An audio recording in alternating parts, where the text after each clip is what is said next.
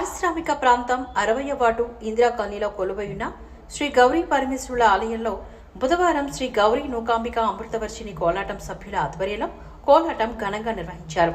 ఈ కార్యక్రమానికి ముఖ్య అతిథిగా వైకాపా నగర ప్రధాన కార్యదర్శి శ్రీ గౌరీ పరమేశ్వరుల ఆలయ గౌరవ అధ్యక్షులు శరగణం పత్నిరావు ముఖ్య అతిథిగా పాల్గొని ఈ కోలాటాన్ని తిలకించారు.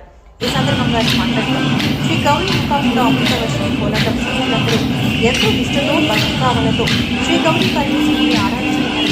ఇటువంటి కోలాటం సభ్యులకు ప్రభుత్వం తరఫు నుంచి కూడా ఎంతో సహాయ సహకారాలు అందుతాయని ముఖ్యమంత్రి జగన్మోహన్ రెడ్డి అన్ని వర్గాల వారికి సహాయ సహకారాలు అందిస్తారని, భవిష్యత్తులో ఇటువంటి దైవభక్తితో కొనసాగిస్తున్న సంఘ సభ్యులకు పూర్తి సహాయ సహకారాలు తప్పక ప్రభుత్వం నుంచి అందుతాయని తన ఆశాభావాన్ని వ్యక్తం చేశారు.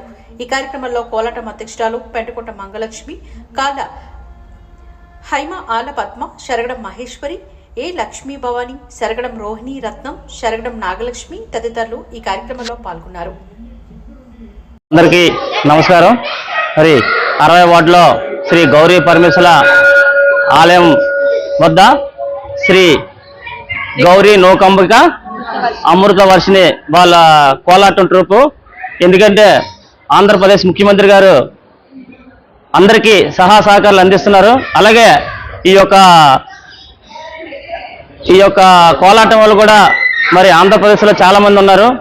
వీళ్ళందరూ కూడా ముఖ్యమంత్రి గారు సహకారాలు అందిస్తారు. అలాగే నేను నగర ప్రధాన కార్యదర్శిగా మరి ఈ కోలాటం వాళ్ళకి అందరికీ కూడా నేను మనస్ఫూర్తిగా అభినందిస్తున్నాను.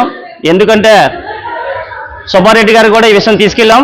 ఈ కోలాటం వాళ్ళకి ఎవరైతే ఉన్నారో వీళ్ళందరూ కూడా న్యాయం చేయాలని, మరి వాళ్ళ ట్రూప్కి ఏదైతే అవసరం ఉందో అవన్నీ తీర్చాలని మేమందరూ అతనికి చెప్పడం కూడా జరిగింది.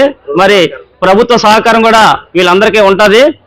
జగన్మోహన్ రెడ్డి గారు ఏదైతే అభివృద్ధి బాటలో నడుస్తున్నారో మరి ఆ అభివృద్ధి బాటలో కూడా భాగంగా వీళ్ళకి ఒక కోలాటం వాళ్ళు కూడా మేము సహకారాలు కూడా అందిస్తాము. అలాగే మరి ఎక్కడైతే ఈ కోలాటం వాళ్ళు ఉన్నారో వాళ్ళందరూ కూడా సహకారం అందుతుందని నేను మనస్ఫూర్తిగా మిమ్మల్ని కోరుకుంటున్నాను.